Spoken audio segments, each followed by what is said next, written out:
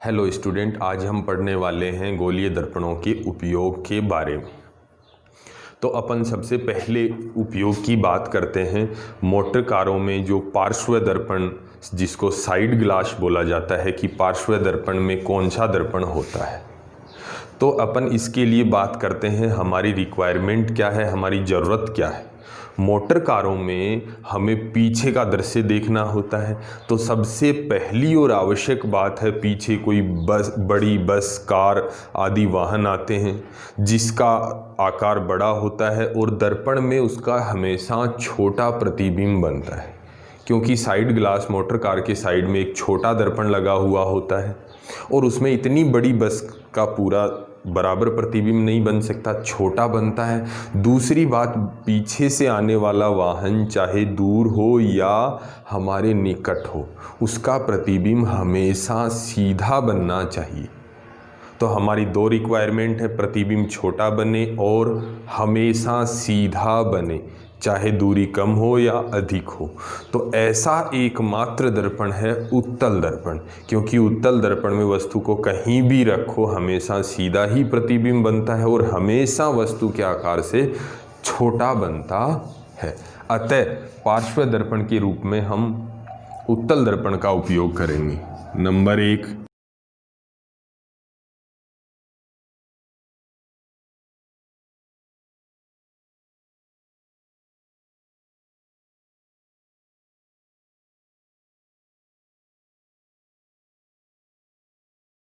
अब अपन एक और बात करते हैं, स्ट्रीट लाइट जो होती हैं अपनी, उनमें कौन सा दर्पण उपयोग किया जाना चाहिए।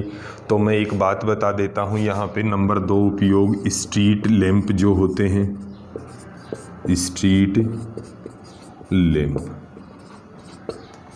तो स्ट्रीट लैंप की बात करते करते हमें एक बात याद आती है कि हमारी सड़कों पर, गलियों में जो लाइटें लगी होती हैं उनका मकसद क्या होता है।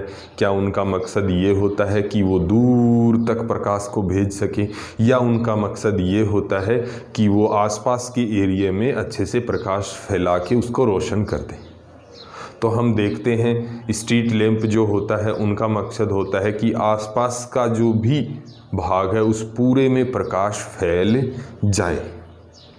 तो प्रकाश को फैलाने वाला एकमात्र दर्पण होता है। हम देखते हैं यहाँ पे अवतल दर्पण और दूसरा उत्तल दर्पण। हम बात करेंगे जब भी इस पे प्रकाश समांतर डाला जाएगा, जब इस पर समांतर प्रकाश डालेंगे तो ये उस प्रकाश को क्या कर देता है, एक बिंदु पर केंद्रित कर देता है।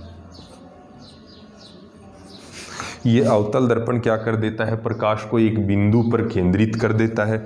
और जब यही प्रकाश उत्तल दर्पण पर डाला जाता है तो वह प्रकाश को फैला देता है, प्रकाश को फैला देता है।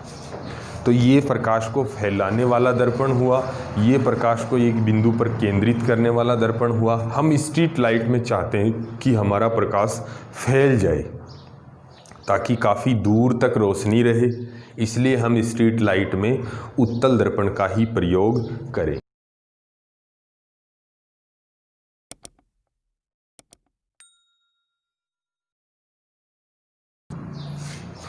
उसके बाद में अपन तीसरी बात करेंगे, नंबर 3, जो अपने हेयर सैलून या हजामती दर्पण जिसको बोलते हैं, हेयर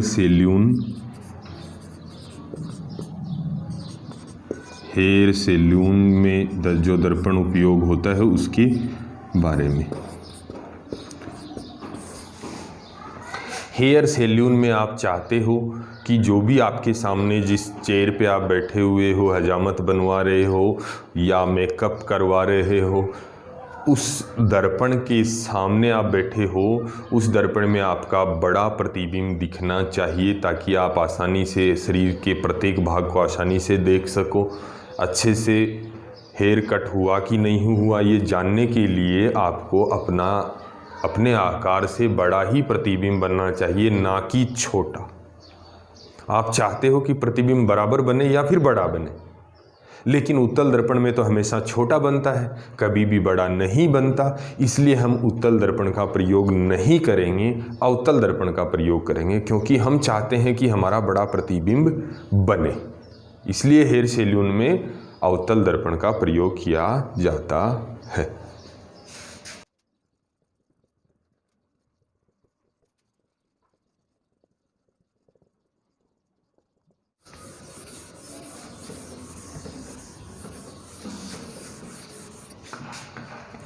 उसके बाद अपन बात करते हैं मोटर कारों की हेडलाइट के बारे में। नंबर 4, हेडलाइट या सर्च लाइट। सर्च लाइट को अपन टॉर्च भी बोलते हैं।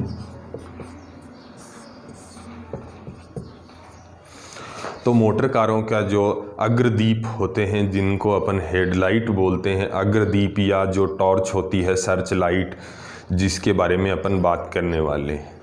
सर्च लाइट में लैंप के पीछे एक दर्पण लगा होता है, हम उसके बारे में बात करेंगे। तो सर्च लाइट में सबसे पहली अपनी रिक्वायरमेंट, हम हेडलाइट या सर्च लाइट में क्या चाहते हैं कि हमारा प्रकाश चारों दिशाओं में फैल जाए या हमारा प्रकाश अधिक दूरी तक जाए और संगठित रहे। तो हमें ये देखने को मिलेगा कि जब प्रकाश फैल जाएगा तो उसकी तीव्रता घट जाती है, और जब प्रकाश एक समांतर पुंज के रूप में रहता है तो उसकी तीव्रता अधिक होने के कारण वो बहुत दूर तक देख सकता है।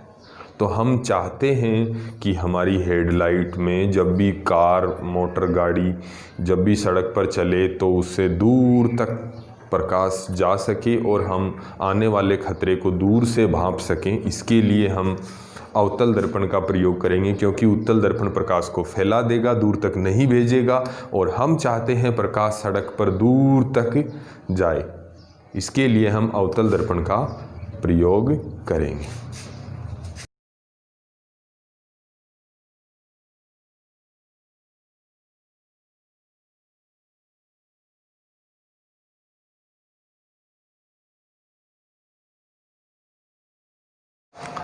उसके बाद में अपन बात करते हैं नंबर 5,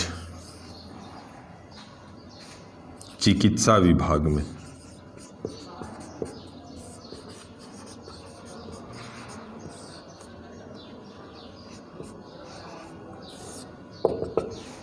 चिकित्सा विभाग की बात करने में मैं आपको बता दूं, जैसे हमारे शरीर के छोटे अंग होते हैं, जैसे कान का आंतरिक भाग या नाक का आंतरिक भाग या गले या आँखों के अंदर का भाग देखने के लिए डॉक्टर अक्सर दर्पण का प्रयोग करते हैं, दर्पण से परावर्तित करके प्रकाश, क्योंकि ये जो शरीर के आंतरिक भाग होते हैं ये अंधेरा होने के कारण अच्छे से स्पष्ट रूप से दिखाई नहीं देते। अतः डॉक्टर दर्पण का उपयोग करते हैं, प्रकाश को आंतरिक भागों तक भेजते हैं, जिसके कारण अंदर प्रकाश होने के कारण आंतरिक भाग आसानी से दिखाई दे जाते हैं। तो गले, नाक, कान जैसे भागों को देखने के लिए दर्पण का प्रयोग करते हैं। तो डॉक्टर चाहते हैं कि आंतरिक भागों में प्रकाश अधिक हो, यानी अधिक प्रकाश, जब प्रकाश फैल जाएगा, जब प्रकाश उत्तल दर्पण से फैल जाएगा तो उसकी तीव्रता कम होगी। अवतल दर्पण प्रकाश को फैलने नहीं देता है, और फैलने नहीं देता है तो वह अधिक तीव्र प्रकाश होगा, जिसके कारण शरीर के आंतरिक भाग आसानी से दिखाई देंगे। अतः आंतरिक भागों को देखने के लिए अवतल दर्पण का प्रयोग किया जाता है।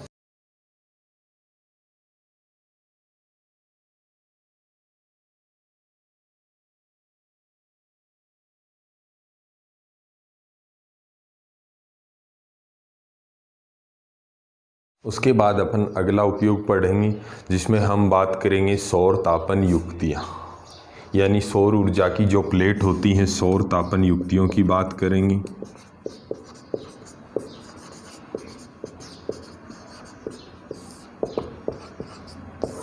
तो हम बात करेंगे सौर तापन युक्तियाँ जो होती हैं वो सूर्य के प्रकाश से संचालित होती हैं, और सूर्य का प्रकाश यहाँ पर आते आते समांतर हो जाता है। अतः सौर तापन युक्तियों के चारों तरफ, सौर तापन युक्तियों के चारों तरफ अवतल दर्पण लगा होता है, जो आसपास के प्रकाश को केंद्रित कर देता है, और अधिक तीव्र प्रकाश, आसपास के प्रकाश को केंद्रित करने से अधिक तीव्र प्रकाश उस युक्ति पर गिरता है।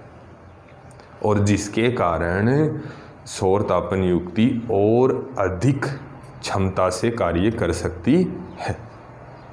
जब उसके आसपास अवतल दर्पण लगा देंगे तो वो आसपास का प्रकाश भी एक बिंदु पर केंद्रित हो जाएगा और सौर तापन युक्ति अधिक क्षमता से कार्य कर सकेगी।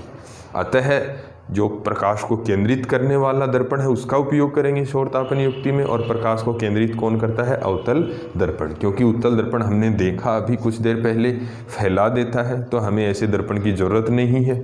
यहाँ पर ज़रूरत होगी प्रकाश केंद्रित करने वाले की, और वो अवतल दर्पण होता है।